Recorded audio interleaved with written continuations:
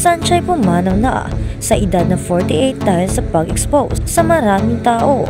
Kung bago ka lang sa channel na ito, huwag kalimutang mag-like, share, comment, and subscribe. Isang nakakalungkot na balita ang kumalat sa social media at sa mga tagahangan ng aktres at personalidad na si Sunshine. Ayon sa mga ulat, pumanaw siya sa edad na 48 at kumalat ang mga espekulasyon na ang dahilan ng kanyang pagkamatay ay maaaring kaugnay ng sobrang exposure o pagkakalantad sa maraming tao. Bagamat hindi pa opisyal na inilabas ng pamilya ang kompletong detalye ng sanhi ng kanyang pagpanaw, may mga nag-uunawang teorya na ito ay maaaring epekto ng matinding stress o emotional pressure mula sa pagiging laging nasa mata ng publiko. Ang buhay ng mga kilalang tao tulad ni Sunshine ay laging nasa ilalim ng matinding skrutinyo at ilang eksperto ang nagsasabing maaaring magdulot ng pagkakapagod sa katawan at isipan ang walang humpay na exposure. Si Sunshine na sumikat sa kanyang mga proyekto sa telebisyon at pelikula ay minahal ng marami dahil sa kanyang natural na talento at kakayahan sa pagpapatawa, pati na rin sa kanyang pagiging open sa mga personal na bagay sa kanyang buhay. Ang mga tagahanga ay nakabuo ng matibay na koneksyon sa kanya, kaya naman hindi maiwasan ang kalungkutan at shock sa balita ng kanyang pagpanaw. Marami ang nagsasabing ang kanyang pagiging bukas sa publiko ay nagbibigay sa kanya ng maraming kaibigan at taga-suporta. Ngunit sa parehong oras, nagdala rin ito ng mga pagsubok na hindi madaling pagdaanan.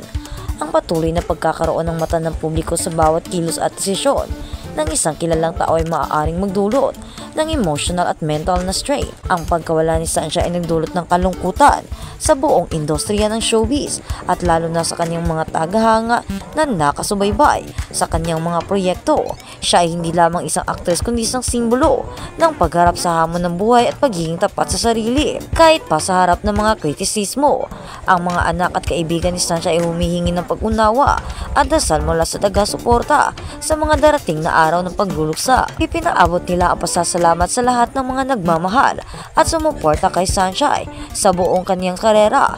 Ang kanyang legacy bilang isang tao at bilang isang artista ay tiyak na mananatili sa puso ng mga Pilipino at mga tagahanga at buong mundo. Magpahinga ka na, Sunshine.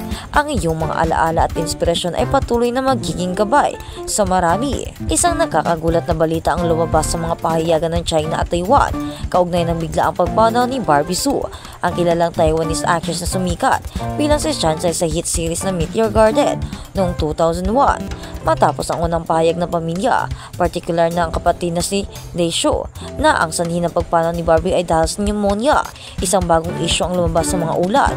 Ayon sa mga lumabas na balita mula sa Chinese at Taiwan news outlets, may mga kumakalat na espekulasyon na ang tunay na dahilan ng pagkamatay ni Barbie ay hindi lang isang simpleng sakit sa baga, kundi di umano'y may kinalaman ito sa droga. Ang balitang ito ay agad nagdulot ng kalituhan at pagkakabaffled sa mga tagahanga at netizens dahil hindi pa ito forma ng mga kinumpirma. Ang mga ulat na ito ay pinapalakas ng mga pahayag mula sa ex-husband ni Barbie Hsu na si Wang Xiaofei.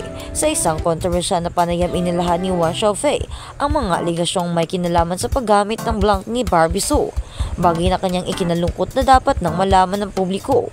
Hindi ko alam kung ano ang nangyari sa kanya noong mga huling taon, ngunit may mga pagkakataong nagsimula siyang magbago, ani ni Wang Xiaofei. Hindi ko ito nais ipalabas, ngunit may mga bagay akong alam na kailangan malaman ng publiko. Nagbigay siya ng mga di umano'y pahiwatig na may mga hinala siyang may kinalaman ang paggamit ng illegal na bagay sa pagpapalala ng kalusugan ni Barbie, bagamat hindi siya nagbigay ng konkretong ebidensya o detalye hinggil dito. Ayon kay Juan, masakit man para sa kanya bilang ex-husband, nararapat lamang na malaman ng mga tao ang kabuuang kalagayan ni Barbie sa huling bahagi ng kanyang buhay. Tinutulan naman ng ilang malalapit na kaibigan ni Barbie Hsu ang pahayag na ito at nanindigan silang ang pagkamatay ng aktres ay dulot ng komplikasyon sa pneumonia, tulad ng sinabi ng kanyang kapatid na si Daisho. Ayon sa kanila, ang mga aligasyong ito ay walang basihan at tanging layunin lamang ay magdulot ng ingay at kalituhan sa oras ng pagluluksa ng pamilya at mga tagahanga. Dahil sa kontrobersya umani ng maraming reaksyon mula sa mga netizens, may mga sumang-ayon sa mga aligasyon ni Wang Xiaofei. Ngunit marami rin ang nagbigay ng suporta kay Barbie at tinutulan ang mga akusasyon. Ang mga taga-suporta ng aktres ay patuloy na nagpahayag ng respeto at pagmamahal kay Barbie.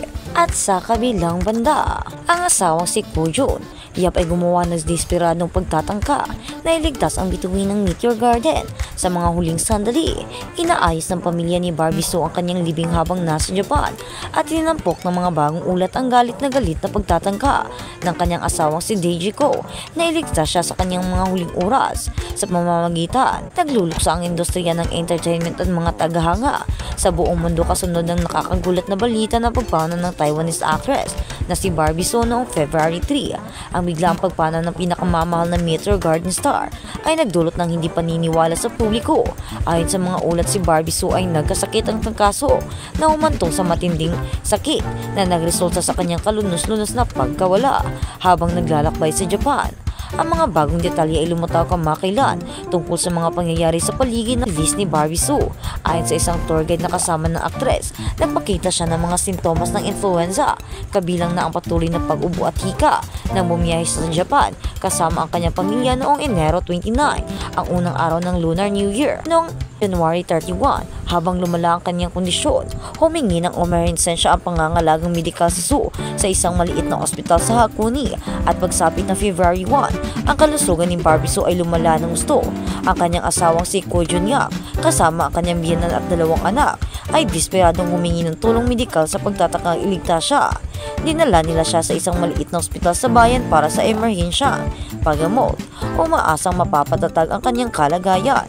Gayunpaman, habang patuloy na bumababa ang kanyang mga sintomas, ang tour guide ay lalong nag-alala sa paghihinala na si Barbie Sue ay nagkaroon ng influenza A. Mahigpit na pinayuhan ng tour guide na ilipat siya sa isang mas malaki, well-equipped na ospital sa Tokyo para mas advanced na ang pangangalagang medikal. Sa kabila ng kanilang pagsisikap, naging kritikal ang kalagayan ni Barbie Sue noong gabing iyon. Habang mabilis na bumaba ang kanyang kalusugan, isinugod siya sa ospital para sa ikatlong emergency ng pagbisita. Sinubukan ng mga doktor na magbigay ng kagyat na medikal na atensyon. Ngunit ang tahigya, ang aktres ay nawala noong umaga ng February 3, kasunod ng nakakalungkot na pagkawala. Lumitaw ang espekulasyon tungkol sa kung ang buhay ni Sue ay nailigtas sana kung siya ay dinala sa isang mas malaking ospital ng mas maaga. Iminungkahi ng tour guide na ang desisyon ng pamilya na bisitahin ang isang mas maliit na ospital sa Hakone kung saan ang kanyang kondisyon ay hindi nasuri ng maayos ay maaaring magkaroon ng mahalagang oras sa pagkuha ng paggamot sa kanyang kailangan niya. Marami ang naniniwala na ang mas maagang paglipat sa isang malaking ospital sa Tokyo ay maaaring gumawa ng pagbabago sa pagligtas ng buhay ng aktres.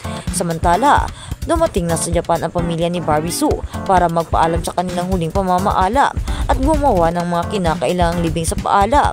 Ang kanyang ina na nasaktan sa pagkawala ng kanyang anak ay sinasabing nagpipigil ng luha habang nakatayo sa tabi ng katawan ng kanyang anak.